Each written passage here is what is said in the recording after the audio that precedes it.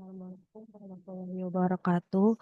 Yang terhormat Ibu Andi Erna Mulya selaku dosen mata kuliah negosiasi dan kreativitas. Perkenalkan nama saya Koirnisa Indriani dengan NIM 4132211045 LPI 5B Malam. Di sini saya ingin mempresentasikan tugas untuk penilaian asesmen tengah semester. Untuk yang pertama itu ada evaluasi diri, negosiasi, dan presentasi kelebihan dan kekurangan. Yang pertama untuk negosiasi terlebih dahulu. Nah, di sini untuk kelebihannya, di sini saya dapat membangun hubungan baik. Tentunya membangun hubungan baik ini sangat penting dalam kelancaran negosiasi. Di sini contohnya itu saya bisa menciptakan suasana yang positif agar negosiasi berjalan dengan lancar. Yang kedua itu ada kemampuan menyusun strategi. Di sini saya dapat menentukan batasan dan tujuan yang ingin dicapai saat negosiasi, serta kemampuan untuk merencanakan dan mengorganisir pendekatan yang efektif dalam pencapaian kesepakatan antara dua pihak atau lebih di saat negosiasi berjalan. Yang ketiga, kreativitas dalam solusi. Di sini saya memiliki kemampuan untuk berpikir kreatif dalam menyusun alternatif solusi yang menguntungkan kedua belah pihak.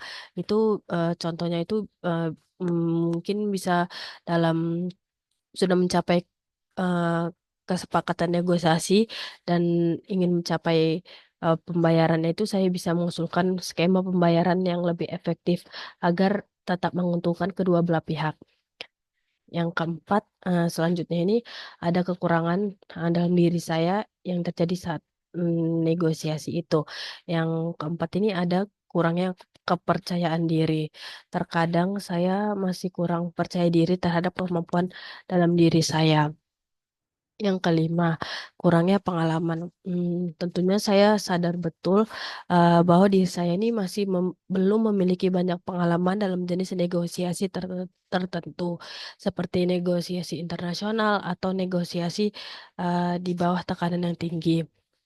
Yang keenam ini ada kekurangannya, itu kurang fleksibel, ketidakmampuan untuk beradaptasi dengan perubahan situasi atau tawaran baru dapat menghalangi kemajuan negosiasi itu.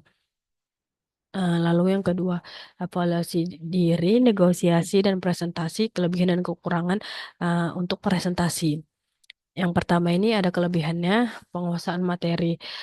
Tentunya sebelum presentasi berlangsung, saya sebisa mungkin melakukan persiapan yang matang sebelum masuk melakukan presentasi, sehingga dapat menjawab pertanyaan dan memberikan penjelasan materi dengan percaya diri kepada audiens. Yang kedua itu ada manajemen waktu. Manajemen waktu yang baik, eh, tentunya saya dapat mengatur perencanaan waktu yang baik sebelum sebelum melakukan presentasi, karena sangat penting eh, untuk merencanakan beberapa lama setiap bagian dari presentasi akan berlangsung dan tetap berjalan dengan ketentuan waktu yang diberikan selama presentasi, tidak ada kurang dan tidak ada lebihnya. Karena itu sangat penting untuk manajemen waktu. Yang ketiga, rasa percaya diri. Saya di sini saya memiliki rasa percaya diri dengan menggunakan bahasa tubuh yang positif, sehingga dapat membuat audiens lebih terhubung. Yang keempat ini, selanjutnya ada kekurangan di dalam diri saya ketika presentasi. Yang keempat ini ada overthinking. Terkadang saya masih timbul pikiran kekhawatiran tentang penampilan, kemampuan bicara, atau bagaimana audiens akan merespon dan menanggapi materi yang akan disampaikan. Yang kelima, intonasi bicara yang kurang. Saya sadar juga saya memiliki kecenderungan terlalu cepat berbicara. Eh, Terutama saat merasa gugup. Saat merasa gugup, saya pasti akan kecenderungan terlalu cepat berbicara. Yang keenam, kurang interaktif. Di saat presentasi, terkadang saya juga masih merasa kurang interaktif ke audiens karena terlalu fokus terhadap materi yang akan diberikan. Selanjutnya ada aspek yang perlu ditingkatkan terkait negosiasi dan presentasi. di dalam diri saya. Tentunya yang pertama itu kemampuan komunikasi. Kemampuan komunikasi ini saya harus meningkatkannya itu agar mampu berkomunikasi secara baik dan benar, agar maksud dan tujuan tersampaikan dengan jelas. Yang kedua ini ada bahasa tubuh. Bahasa tubuh yang baik akan membuat presentasi dan negosiasi lebih hidup dan meyakinkan. Yang ketiga ada fleksibel. Tentunya saya harus bisa memperbaiki terhadap fleksibel itu, terbuka terhadap ide-ide baru dan bersedia menyesuaikan pendekatan untuk memenuhi kebutuhan. Mungkin saja solusi yang terbaik bukanlah solusi awal yang ditemukan. Selanjutnya pengelolaan emosi.